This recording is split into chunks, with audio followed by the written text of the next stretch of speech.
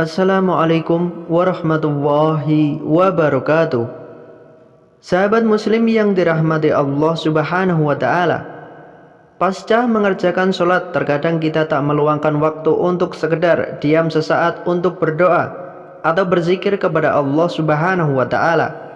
Padahal pasca sholat sebaiknya kita kembali memohon doa kepada Allah subhanahu wa ta'ala sebagai penyempurna ibadah sholat tersebut. Namun demikian, dorongan tersebut terkalahkan oleh berbagai dalih yang bersarang dalam benak kita untuk segera pergi pasca sholat. Ada yang terburu-buru karena mengejar waktu kerja, ada keperluan mendesak, atau bisa jadi berpikiran bahwa dengan sholat otomatis telah berdoa juga.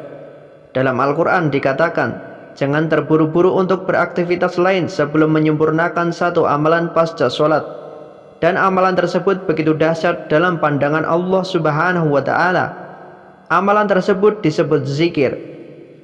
Dijelaskan amalan zikir ini cukup ringan dan bisa dilakukan dengan kondisi dan posisi apa saja.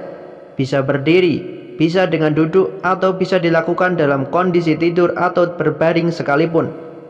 Saking pentingnya amalan zikir ini, Al-Quran seakan menghadirkan semua situasi untuk menggunakan amalan ini. Zikir adalah setiap aktivitas yang mampu mengingatkan dan mendekatkan kita dengan Allah subhanahu wa ta'ala. Ada dua kata penting. Yang pertama kata ingat, dan kedua kata dekat. Dua kata ini selalu menyatu. Ketika seseorang ingat kepada Allah, hubungannya menjadi dekat dengan Allah. Ketika menjadi dekat, maka dia akan dipelihara oleh Allah subhanahu wa ta'ala dari maksiat dan segala yang menyulitkan dalam kehidupannya. Dan berikut 7 amalan zikir pasca sholat. Yang pertama, istighfar, astaghfirullahalazim. Adapun dalil dari amalan ini terdapat di dalam Al-Quran surat keempat ayat 103. Istighfar termasuk dalam kalimat thayyibah. Yang kedua, bacaan Al-Quran. Dalilnya terdapat dalam Al-Quran surah 15 ayat 9. Kami telah turunkan Al-Quran sebagai zikir. Yang ketiga, hafalan Al-Quran. Dalilnya terdapat di Al-Quran surat ke-54 ayat ke-17, 22, 32, dan 40. Kami telah mudahkan Al-Quran untuk dihafal sebagai zikir. Hafalan yang dimaksud bisa membaca surat-surat pendek yang pahalanya 4 kali lipat daripada membaca biasa. Yang keempat, doa. Berdoa juga termasuk bagian dari zikir. Hal ini dijelaskan dalam Al-Quran surat ke-7 ayat 205. Mengatakan ketika sedang berdoa, maka yang dibaca adalah kalimat-kalimat zikir. Jadi ketika Anda sedang berdoa, itu sedang berzikir. Yang kelima, sholat sunnah. Ketika sholat wajib tidak bisa menolong Anda dari proyek akhirat yang dicita-citakan untuk masuk surga, maka pertama kali yang dicari adalah amalan yang ini, sholat sunnah. Dalilnya di dalam Al-Quran surat ke-20 ayat 14. Yang keenam, bacaan Asmaul Husna. Dalilnya terdapat di Al-Quran surat kedua Al-Baqarah ayat 152. Ayo cepat sebut nama saya, Allah, maka aku pun akan mengingatmu. Jadi orang yang selalu ingat Allah, maka Allah akan selalu ingat sama dia. Yang ketujuh, aktivitas harian, zikir paripurna. Ini adalah indikator paling penting dari amalan setelah sholat. Orang yang setelah menunaikan sholat namun dia mengerjakan hal lainnya seperti makan, kerja, dan sebagainya, akan tetapi orang itu tetap mengucapkan kalimat zikir. Orang yang pasca sholat benar latihan zikirnya, maka makannya adalah makan dengan berzikir kepada Allah dan sebagainya. Kemudian amal merupakan kata kerja yang berarti perbuatan atau tindakan. Jika diartikan dari definisi agama, amal merupakan perbuatan seseorang yang berhubungan dengan hal-hal yang baik sesuai tuntunan agama. Misalnya sholat dan bersedekah atau menolong orang lain. Peranan dan keberadaan amal di tengah-tengah umat Islam begitu penting karena saat ini umat tengah mengalami penurunan kuantitas amal. Amal merupakan cermin dari iman. Iman yang dianggap mati bisa dikarenakan ketidakadaan amal seseorang.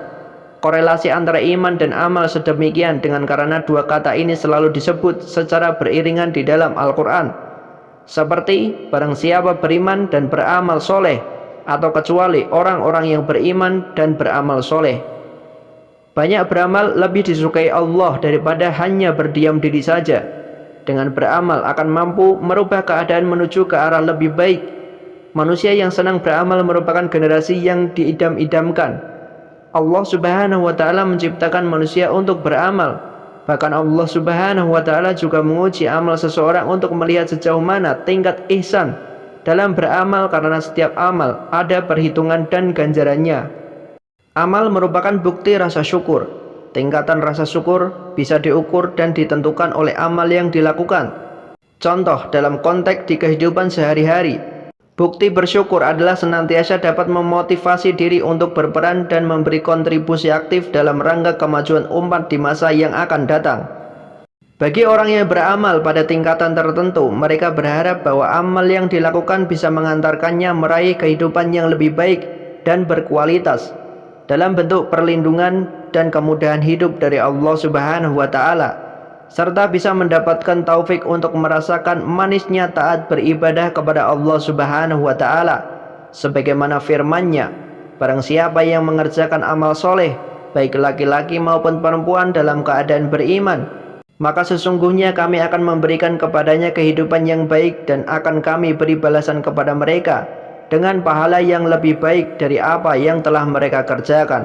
Quran Surat An-Nahl ayat 37. Dalam konteks amal, akan amal yang diinginkan dalam Islam adalah amal yang ihsan dan ahsan.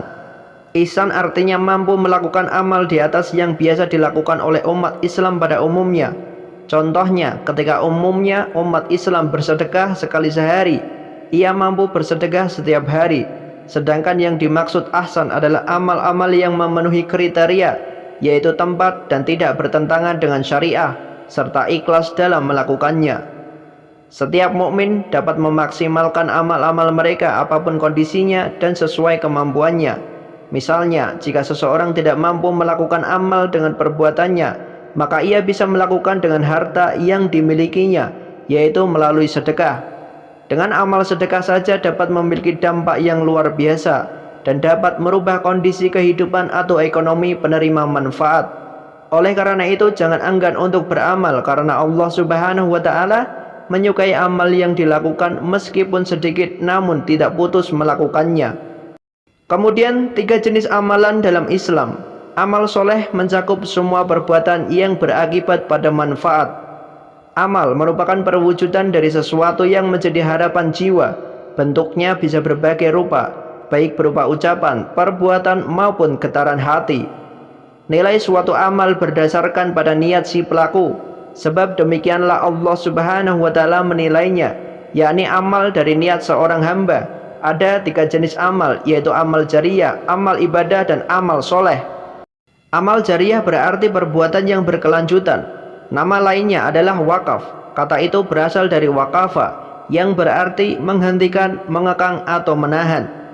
Amal jariyah disebut wakaf karena benda yang jadi objeknya ditujukan bagi kemaslahatan umum dan agama. Pahala amal jariyah tidak akan terputus walaupun pemberinya sudah meninggal, selama benda yang diamalkan tersebut masih memberikan manfaat bagi kepentingan umum. Hal ini sesuai sabda Rasulullah SAW, bila anak Adam meninggal dunia, terputuslah amalnya kecuali 3 hal: sedekah jariyah, ilmu yang diambil manfaatnya, dan anak soleh yang mendoakan orang tuanya. Hadis riwayat Muslim. Jariyah berasal dari kata jara yang artinya mengalir tidak putus-putusnya. Maka amal jariyah akan manfaatnya berlangsung abadi. Harus dikelola dengan baik. Pengelola amal jariyah adalah badan wakaf. Wakaf sebagai amal jariyah ada 2 macam, yaitu wakaf ahli dan wakaf khairi. Wakaf ahli adalah wakaf yang pada awalnya ditujukan untuk orang-orang tertentu, namun saat pemberi wakaf meninggal, benda wakaf dialihkan untuk kepentingan umum. Wakaf khairi adalah wakaf yang sejak awal sudah ditunjukkan untuk kepentingan umum, atau wakaf ahli yang penerima pertamanya sudah tidak ada. Kemudian ibadah dan kesolehan. Amal yang kedua, amal ibadah, berarti perbuatan pengabdian. Ibadah berasal dari kata abada yang berarti melayani, mengabdi, dan menyembah. Perintah untuk beribadah terdapat dalam Al-Quran Surat Az-Zariyat ayat 56 yang artinya, Aku tidak jadikan jin dan manusia kecuali agar mereka mengabdi kepadaku. Ibadah hanya ditujukan kepada Allah Subhanahu wa Ta'ala sesuai firman Allah Subhanahu wa Ta'ala dalam Al-Quran Surat Az-Zumar ayat 11 yang artinya, Katakanlah bahwasannya aku diperintahkan menyembah Allah serasa mengikhlaskan ketaatan kepadanya. Ibadah juga mesti didasarkan pada perintah dari Allah Subhanahu wa taala melalui Rasulnya Muhammad sallallahu alaihi wasallam. Amal yang ketiga adalah amal soleh. Amal soleh meliputi semua perbuatan lahir maupun batin yang berakibat pada hal positif atau bermanfaat.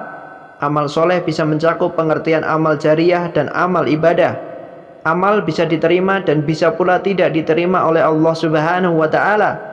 Syarat diterimanya amal ibadah ada dua. Pertama, amal dilakukan dengan ikhlas tanpa pamrih. Kedua, untuk amal ibadah dalam arti khusus seperti sholat, zakat, ibadah, haji, puasa, dan sebagainya harus dilakukan sesuai dengan tuntunan Al-Quran dan hadis. Ada beberapa perbuatan yang bisa merusak amal. Pertama adalah riya, yaitu beramal bukan ditujukan kepada Allah Subhanahu wa taala, melainkan agar dilihat orang lain. Kedua, tasmi, yaitu menceritakan amalnya kepada orang lain dengan tujuan yang sama dengan riya. Ketiga, beramal ibadah dalam arti khusus namun tidak sesuai dengan tuntunan Al-Quran dan hadis. Yang keempat, beramal dalam arti umum yang tidak didasarkan pada ilmu pengetahuan. Wallahu a'lam bishawab. Semoga bermanfaat. Wassalamualaikum warahmatullahi wabarakatuh.